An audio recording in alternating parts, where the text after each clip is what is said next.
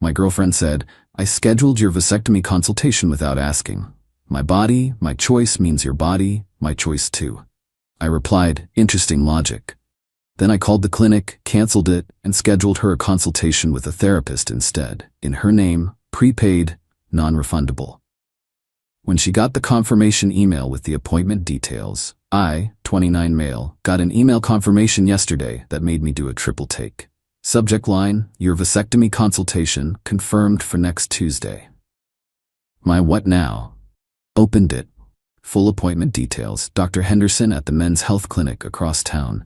Date, time, pre-procedure instructions, even a link to download informational PDFs about the procedure and recovery. I've never scheduled a vasectomy, never even considered it. I'm 29, no kids, and while I'm not desperate to be a dad tomorrow, I definitely want that option down the road. Called the clinic immediately. Hi, I received a confirmation email, but I didn't schedule this appointment. Receptionist clicks around. Let me check. Yes, the appointment was made last Thursday by Danielle Foster. She used your information and said you'd requested she handle the scheduling since you're busy with work. My girlfriend, Danielle. We've been together 18 months, living together for 6. I need to cancel that immediately. Of course, Mr. Patterson. Canceled. Would you like to reschedule? No, definitely not. Hung up, sat there staring at my laptop screen. She scheduled me for a vasectomy, without asking, without even mentioning it, just decided. Danielle got home around 6 p.m. I was making pasta, acting normal, needed to see how this played out. Hey babe, she kissed my cheek, grabbed a wine glass. How was your day? Interesting, got a weird email. Oh yeah, pouring wine, not really paying attention. Confirmation for a vasectomy consultation. Next Tuesday. Any idea how that happened? She froze for half a second, then turned with this bright smile. Oh good, the clinic got back to you. I wasn't sure how long it would take. Got back to me? Danielle? I didn't schedule anything. I know, silly. I did it for you. Figured I'd save you the hassle since you're always complaining about being too busy. Said it like she'd picked up my dry cleaning. You scheduled me for a vasectomy consultation, without asking me. Well yeah, we've talked about not wanting kids. We've talked about not wanting kids right now. We're 27 and 29. That's different from permanently removing the option. She waved her hand dismissively. You're overthinking it. It's reversible anyway if you change your mind. Reversals aren't guaranteed. And that's not the point. The point is, you made a medical decision about my body without my consent. Her expression shifted. Less cheerful, more defensive. Okay, don't be dramatic. I'm just being proactive about our future. We both agreed kids aren't in the plan. We said not right now. And even if we'd agreed on never having kids, you don't get to schedule surgery for me. It's not surgery, it's a consultation. And honestly, my body, my choice means I shouldn't have to worry about birth control forever. It's your turn to handle it. There it was. So your body, your choice, means my body, your choice too? That's not what She paused. Look, I've been on birth control since I was 16. 11 years of hormones messing with my body. I'm done with that, and condoms suck. So yes, I think it's reasonable to ask you to step up. Asking me is fine. Scheduling a procedure without my knowledge isn't asking. It's controlling. Oh my God, you're making this such a big deal. I was trying to help. By removing my reproductive autonomy. She slammed her wine glass down. Why are you being so difficult? It's literally one appointment. Just go talk to the doctor. It's not like I scheduled the actual surgery. I already canceled it. Her face went red. You what? Called the clinic. Canceled. I'm not going.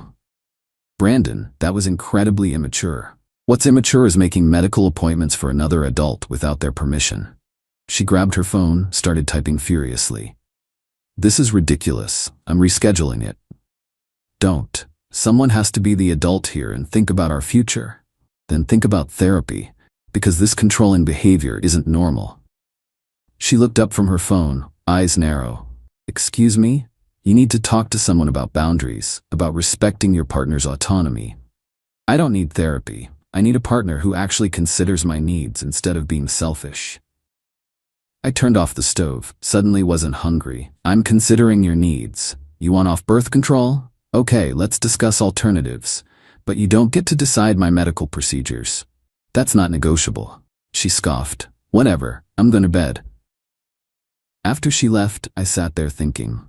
This wasn't the first controlling thing she'd done. She'd surprised me by donating my vintage band t-shirt collection last month because she didn't like how they looked. Rearranged my home office without asking because it wasn't optimized. Threw out my gaming chair and bought a new one because the old one was ugly. But this crossed a line I didn't know could be crossed. Had an idea, probably petty, definitely satisfying. Googled therapists near me accepting new patients. Found Dr. Patricia Chen. Wait, no Chen. Dr. Patricia Newberry, licensed clinical psychologist. Had evening appointments available. Online scheduling. Filled out the new patient form. Name, Danielle Foster. Email, her personal email. Phone, her number. Reason for visit: difficulty respecting partner boundaries, controlling behavior patterns, need help understanding bodily autonomy concepts. Selected next Wednesday, 6 p.m. The prepayment was $180, non-refundable if canceled less than 24 hours before. Added my credit card. Session booked, confirmation sent to her email. Interesting logic indeed. Update 1.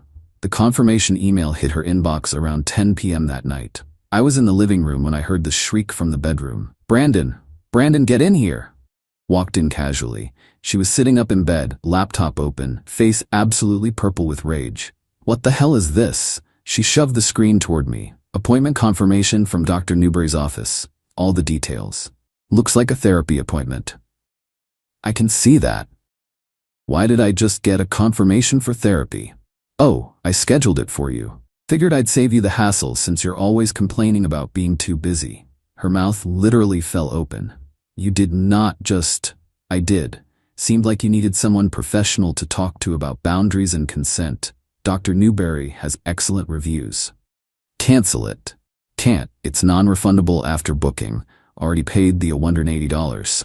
Then you can eat the cost because I'm not going. I shrugged. Your call. But the appointment exists, and honestly, the irony of you being furious about me scheduling a medical appointment for you without asking is just... I made a chef's kiss gesture. Wait, can't use that. I snapped my fingers. Perfect. This is not the same thing. It's exactly the same thing. You made a medical decision about my body. I made a mental health decision about yours. Both involve healthcare professionals. Both were done without consent. Therapy isn't the same as surgery. The consultation wasn't surgery either. That's what you said, remember? It's just a consultation, not a big deal. She was shaking with anger now. You don't get to decide if I need therapy. And you don't get to decide if I need a vasectomy. See how that works? I was trying to help our relationship, so am I. Healthy relationships require boundaries. Clearly you struggle with that concept, so I found you professional help. You're welcome. Danielle grabbed her phone. Started texting someone. Probably her sister Veronica, who she runs to for everything. I want that money back. Non-refundable. Says so in the confirmation email. Brandon, I swear to God. You swear to God what? You'll schedule more medical procedures for me without permission? Already established that's your move. She got out of bed, grabbed a pillow and blanket. I'm sleeping on the couch. Cool. I'll let Dr. Newberry know you're having trouble with communication too. The pillow hit me in the face before she stormed out. Slept surprisingly well. Woke up to find Danielle already gone. She usually works from home Fridays, but her laptop and bag were missing.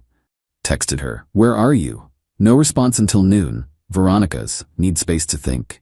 Me, "Okay, take your time." Her, "That's it? Just okay?"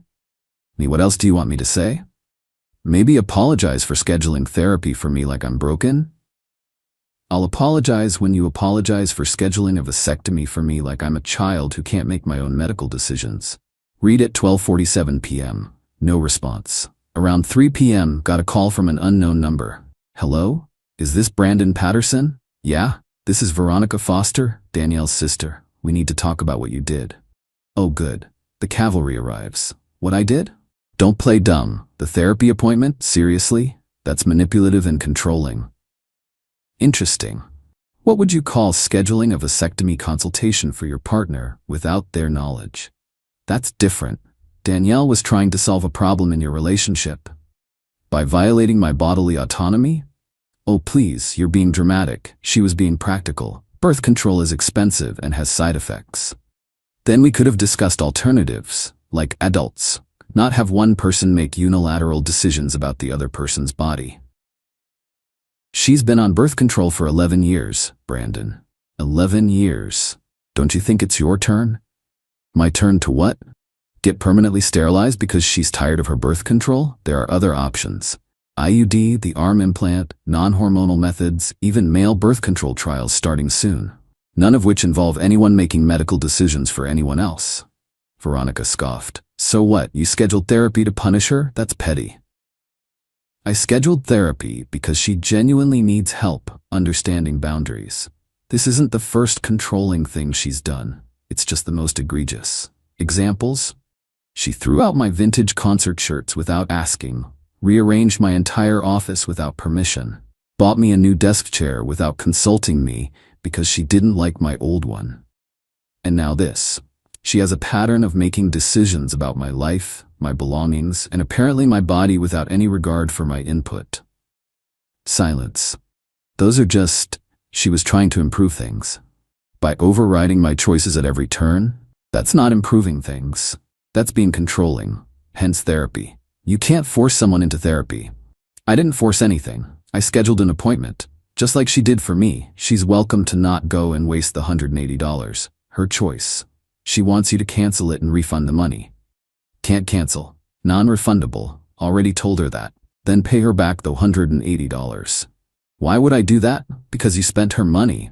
I spent my money, my credit card. She spent my time and energy researching clinics and doctors for a procedure I never agreed to. We're even. Brandon, you're being unreasonable. Veronica, with all due respect, this isn't your relationship. Danielle made a choice. I responded to that choice. If she wants to come home and talk about it like adults, great. If not, also fine. But I'm not apologizing for pointing out her controlling behavior, and I'm not refunding money for an appointment she needs. She doesn't need therapy. Everyone could use therapy, but especially people who think their partner's body is their decision to make. Hung up, felt good. Got home that evening to find Danielle in the apartment, sitting on the couch with Veronica beside her. Both looked up when I walked in. Unified front, apparently. We need to talk, Danielle said. Sure. Sat in the armchair across from them. Waited. Veronica jumped in. Brandon, Danielle and I have been discussing the situation. She's willing to forgive you for the therapy thing if you agree to at least attend the vasectomy consultation. No. Just hear the doctor out. Get informed. I am informed. I've read about vasectomies. I know they're relatively safe. Usually successful, sometimes reversible. I also know I don't want one right now, and I don't appreciate my partner scheduling one behind my back. Danielle leaned forward. Brandon, I'm sorry I didn't ask first, okay? I should have talked to you. But can we please just move past this? Move past it how? By me agreeing to the vasectomy? By you at least considering it and canceling that ridiculous therapy appointment. I'll consider reproductive options when you actually respect my right to make decisions about my own body. The therapy appointment stands. Brandon, I said I'm sorry. You said you're sorry you didn't ask first. That's apologizing for your method, not your action. You still think you were right to push for this. You just think you should have been nicer about it. Veronica stood up. This is going nowhere. Danielle, come on. You can stay with me until he stops being stubborn.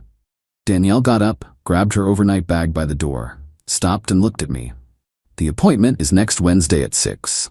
I'm going. I'll sit in that therapist's office and I'll tell Dr. Newberry exactly what you did and how you're the controlling one, not me. You're welcome to do that. I'm sure Dr. Newberry will have thoughts. They left.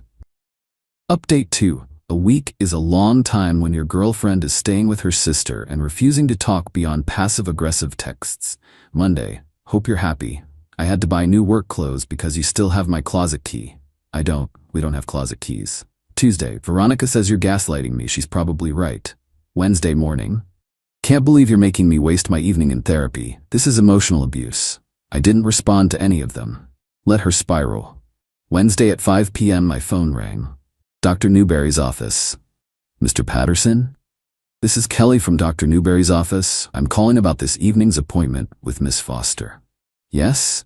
She called earlier today quite upset, claiming the appointment was made without her consent.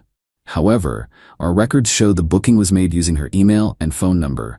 Payment was processed, and she hasn't formally requested cancellation. She's aware of the appointment. Whether she attends is her choice. I see. Well, I wanted to confirm, you did book this appointment? I did, as a response to her booking a medical appointment for me without my consent. It was meant to illustrate why that behavior is problematic. Pause. That's certainly an unconventional approach to couples conflict. Unconventional situation. Mr. Patterson, I need to be clear, we can't force anyone into therapy.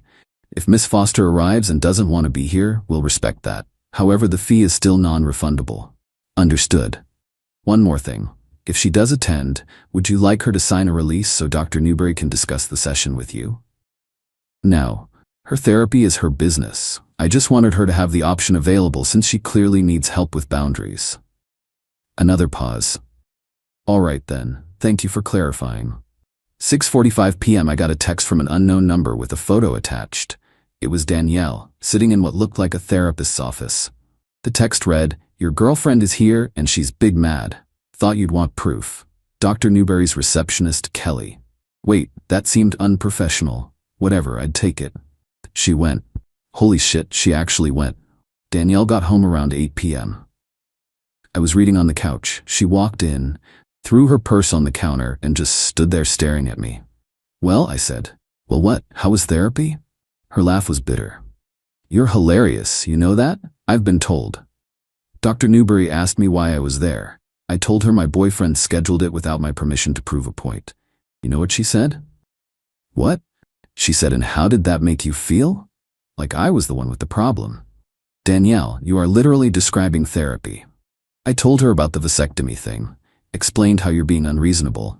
And she asked if I'd discussed it with you before scheduling. I said no, but I explained my reasoning. 11 years of birth control, my body, my choice, all of it. What did she say?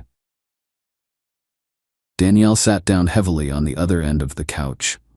She said that bodily autonomy goes both ways, that my frustration with birth control is valid, but that doesn't give me the right to make medical decisions for you. Huh. Then she asked if I understood why you scheduled the therapy appointment. I said yes, to be petty and prove a point. She said no, probably to make me understand how violating it feels to have someone else make healthcare decisions for you. Smart lady. Brandon, I spent $180 in an hour of my evening being told I was wrong. Was it helpful? She was quiet for a minute. Maybe. I don't know. She wants me to come back next week. Are you going to? The next session isn't prepaid, so that's my choice. Yep, I'm still mad at you. I'm still mad at you too. She pulled her knees up to her chest, looked smaller suddenly. I really hate hormonal birth control. It makes me feel crazy. My skin breaks out, I gain weight, my mood is all over the place. Then let's talk about other options, together, like partners. What if none of them work? What if we try everything and it's just not sustainable? Then we figure it out. But Danielle, you can't just decide for both of us. That's not how this works. I know. Dr. Newberry made that very clear. We sat in silence for a while. I'm sorry, she finally said. Really sorry. Not sorry I didn't ask first. Sorry I thought I had the right to decide at all. Thank you. Are we okay? I don't know yet. This isn't just about the vasectomy thing. It's the pattern, the t-shirts, the office, the chair. You keep making decisions about my life without involving me. I know. That needs to stop. I know. For real this time. She nodded, wiped her eyes. Dr. Newberry said I have control issues. Something about childhood stuff, my parents' divorce, blah blah. Wants to work through it? You should. Will you come with me? Not to my session, but like, maybe couples counseling? Maybe, if you actually commit to addressing this. I will, I promise. We sat there a while longer. Things felt fragile but not broken. Not yet. For what it's worth, she said quietly, scheduling the therapy thing was brilliant. Evil but brilliant. Learned from the best. She threw a pillow at me, managed a small smile. Final update. It's been 3 months, figured I'd close out this saga. Danielle did go back to therapy, has been going weekly. Dr. Newberry diagnosed her with what's apparently called anxious control patterns. Basically, when you feel out of control in your life, you try to control everything around you. Her parents' messy divorce when she was 13 messed her up more than she realized. She's working on it. I can see the difference. Small things, like asking before rearranging stuff, checking with me before making plans that involve both of us, actually listening when I say I don't like something. The big things too. She brought up the birth control thing again 2 weeks ago, but this time we actually talked about it. Turns out her doctor had suggested an IUD years ago, but Danielle was scared of the insertion pain. We researched together, read reviews, watched videos. She decided to try it. Got it done last week. Said the pain wasn't as bad as she'd feared and she already feels better being off the hormones. I offered to come to the appointment with her. She said no, she needed to do it herself, but she appreciated the offer. Progress. We started couples counseling too, every other week. It's awkward and uncomfortable and sometimes we leave sessions mad at each other. But it's helping. We're learning how to actually communicate instead of just assuming we know what the other person wants. The therapist asked me why I didn't just leave after the vasectomy thing. Honest answer? Because despite the control issues, Danielle's funny, smart, ambitious, and when she's not trying to run my life, I really love being with her. People are flawed. Relationships take work. I'm willing to put in the work if she is. She asked me the same question. Why didn't I leave? She said because I called her out instead of just accepting it. Because I made her see how screwed up her behavior was without being cruel about it. Because the therapy thing, while petty, showed her I wasn't going to be a doormat. You're the first person who actually pushed back, she said in session. Everyone else just let me steamroll them. My ex-boyfriends, my friends, even Veronica. You're the first person who said no and meant it. The couples therapist nodded. Boundaries are healthy. They're not punishment, they're respect. We're not perfect. Had a fight last week because she bought groceries without checking what we needed first, and half of it went bad. But she caught herself mid-argument, stopped and said, "You're right. I should have asked what you wanted." That's growth. Veronica still thinks I'm controlling. She sent me a long text after finding out about couples counseling saying I was manipulating Danielle into thinking she was the problem when clearly we both had issues. I sent back, "You're right, we both have issues. That's why we're both in therapy. Thanks for your concern." Blocked her number after that. Don't need her commentary. The therapy appointment thing still comes up sometimes. Danielle's friends think it was manipulative. My friends think it was genius. Our couples therapist thinks it was an unorthodox but effective boundary enforcement that worked in this specific situation but shouldn't become a pattern. Fair enough. Am I happy?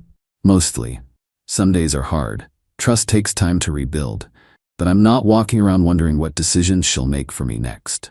That's worth something. Danielle's making dinner right now. She asked what I wanted. Small thing. Huge thing. We're getting there.